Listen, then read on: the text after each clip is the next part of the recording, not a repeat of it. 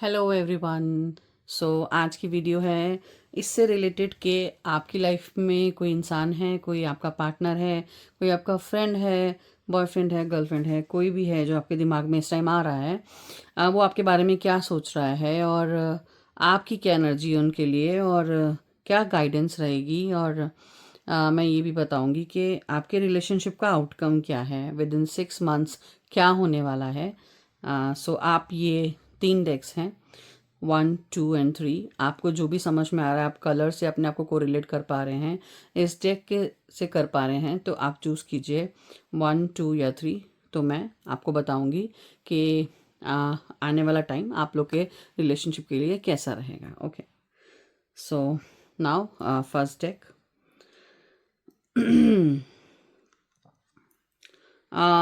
For people who have chosen first deck, for them,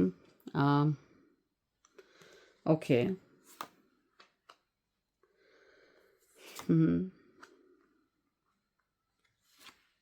ठीक है, तो जिन्होंने भी फर्स्ट डेक चूज़ किया है उनके लिए ये है कि आप जिनके बारे में भी सोच रहे हैं वो आपके साथ आगे लाइफ बढ़ाने की सोच रहे हैं, चाहे वो फ्रेंडशिप हो, चाहे वो कोई रिलेशन हो या कुछ भी रिलेटेड हो आपके रिश्ते से, वो उनको बढ़ाने का सोच रहे हैं। बहुत पॉजिटिव इंसान है वो और आपके बारे में काफ़ी अच्छा सोचते हैं और आपका काफ़ी सपोर्ट करते हैं। देखिए यहाँ पर 11-11 की एनर्जी आ रही है, तो इसे विश फुलफिलमेंट की एनर्जी बोलते हैं।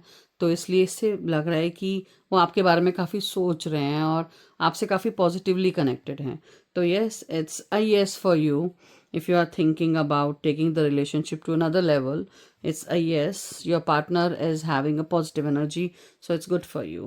And your energy towards this relationship is again very good. You are having a relationship that you counsel with each other, you communicate with each other well. आप दोनों दूसरे से बहुत अच्छे से बात करते हो और जैसे कि कोई बोलता है तो दूसरा सुनता है, एक बोलता है तो दूसरा सुनता है, ऐसी म्यूचुअल अंडरस्टैंडिंग है आपके लिए।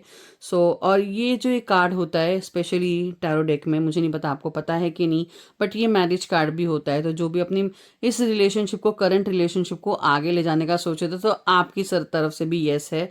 It's a good communication card, it's a marriage card, it's a good news for you in any aspect. So it's a yes card. And then the outcome of this relationship will be fruitful in terms of money and in terms of status.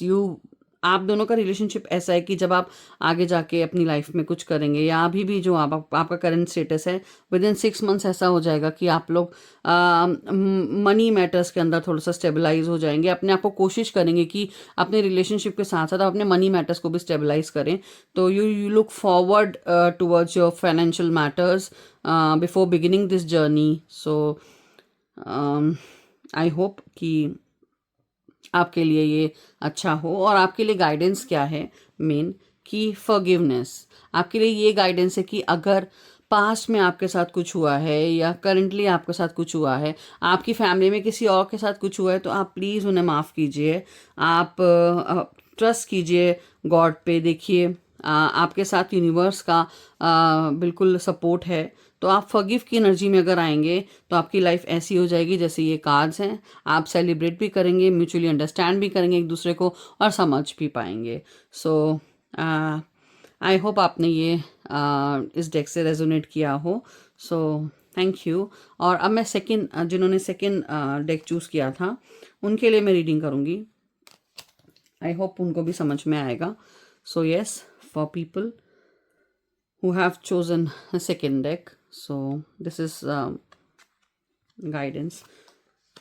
Okay, so आपका जो भी partner है, देखिए यहाँ पर energy थोड़ी सी different है। कैसे डिफरेंट है कि आपका जो पार्टनर है वो इस टाइम बहुत कंफ्यूजन में है, बहुत ज़्यादा कंफ्यूजिंग सिचुएशन में चल रहे हैं। वो उनके रिलेशनशिप से हो सकता है, उनके करियर में हो सकता है, पर mostly towards you his attitude is very confusing, conflicting actually. उन्हें कुछ समझ नहीं आ रहा है कि क्या चल रहा है आप दोनों के रिलेशनशिप में, और वो बहुत इस टाइम बहुत टर्मोइल फेस कर रहे हैं इस चीज़ में और उन्हें समझ नहीं आ रहा है।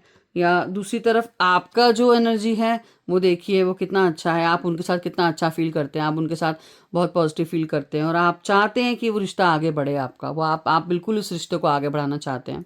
आप चाहते हैं कि बहुत अच्छा हो आपके साथ और आप लोगों का रिश्ता आगे बढ़े और आप एक मैरिज एनर्जी को भी ये दिखाता है, तो आप उनके साथ रिश्ता आगे बढ़ाना चाहते हैं।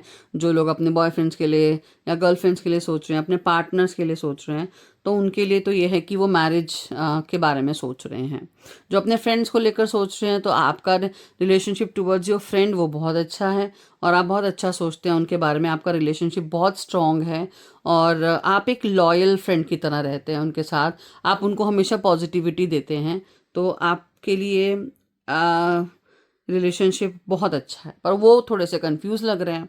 अब इस रिलेशनशिप का आउटकम क्या रहेगा? आउटकम तो ये रहेगा, देखिए कि 6 मंथ के अंदर ऐसा हो जाएगा कि आप दोनों ही एक दूसरे को म्यूचुअली समझ पाएंगे। मे बी आप अगर एज अ बिजनेस पार्टनर सोच रहे हैं तो बहुत स्ट्रांग रहेगा।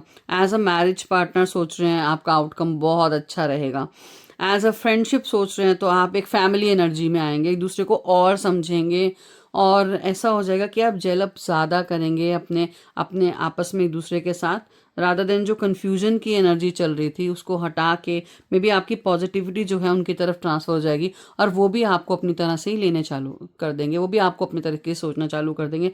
So it's a good card for upcoming future, and the guidance for you is that remain positive. So see, it's again resonating with your energy, that is positive, कि आप हमेशा positive रहिए।